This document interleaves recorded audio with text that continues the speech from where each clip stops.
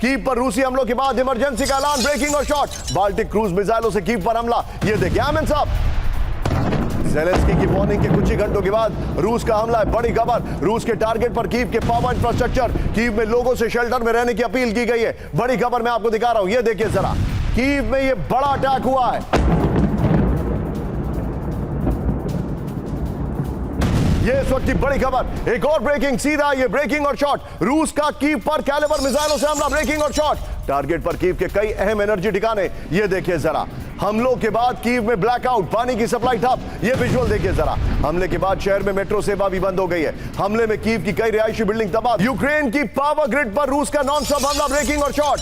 और आरजू ma'am, thank you very much for joining, बहुत बहुत शुक्रिया आपका हमारे साथ जुड़ने के लिए। ये देखिए पोर्ट सिटी ओडेसा में एनर्जी इंफ्रास्ट्रक्चर पर हमला। ये देखिए विजुअल देखिए जरा, ओडेसा की मल्टी स्टोरी रिहायशी इमारत से टकराया ड्रोन धमाके के बाद पूरे इलाके में अफरा तफरी। बड़ी खबर मैं आपको दिखा रहा हूं। और इस सब के बीच में एक और बड़ी खबर, सीधा ये ब्रेक करिए, रूस से यूक्रेन पार नोवरोसिस्क से दागी मिसाइल। विजुअल देखिएगा जरा, कैसे मिसाइलें फायर हो रही है। ये देखिए, रूस ने सरफेस वॉरशिप से लॉन्च की मिसाइलें। ये देखिए जरा, फर्स्ट ऑन टीवी9 है ये देखिए किस तरीके से मिसाइलें लॉन्च हो रही है। ये देखिए आप, यहां पर यूक्रेन हमले कर रहा है और इस बीच प्लेटफॉर्म बना हुआ है कि कीव में शांति होगी। इट इज लाइक, मतलब मुझे कहते में बड़ी हैरानी होती है कि एक प्लेट में खाने के लिए लोगों ने खूब सारा अनहेल्दी फूड, बर्गर, चाउमीन, ये सब रखा है, और बगल में एक छोटी प्लेट पे रखा है उन्होंने दही, कि ये खा लेना, इससे हेल्थ ठीक रहेगी। This is how things are behaving right now. आपने सिमिली तो बड़ी अच्छी दी है। देखिए, इसमें बड़ी गंभीरता से सोचना पड़ेगा कि where does United States America President Trump stay, उनका क्या रुख है।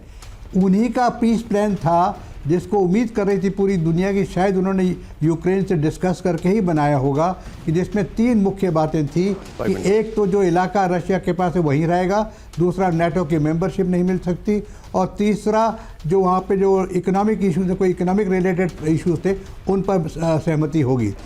ये लग रहा था कि शायद मान जाएगा, क्योंकि उन्होंने पुतिन से शायद डिस्कस कर रखा होगा और ज़ेलेंस्की से कर रखा होगा, लेकिन ऐसा लगता है कि हुआ नहीं।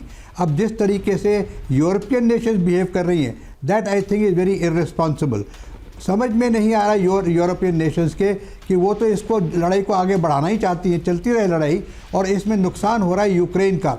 अब अगर ये सोचते हैं कि अगर यूक्रेन हमला करके रशिया के ऊपर दबाव डालेगा, तो I think it's a wrong thinking. इस वक्त जो नेगोशिएशन की बात होगी, both countries are trying to do negotiation of position of strength, लेकिन स्ट्रेंथ किसकी ज़्यादा रहेगी वो आप खुद सोच लीजिए। क्या यूक्रेन की स्ट्रेंथ रशिया से ज़्यादा हो सकती है? किसी हालत में नहीं हो सकती। सो जिस मोमेंट पर भी, जिस समय पर भी इसका समझौता होगा, उस समय Russia will have upper hand. ये तो मान के चलिए, इसमें कोई दो राय हो ही नहीं सकती। और तीसरी बात यह कि अमेरिका कहाँ तक इसको यूरोप के संग चलेगा। America also wants peace, so that उसका अपना इकोनॉमिक इंटरेस्ट उसमें जो यूक्रेन के अंदर है, उस पर मिनरल्स के ऊपर जो उसकी बातचीत चल रही उस पर निगाह है उसकी।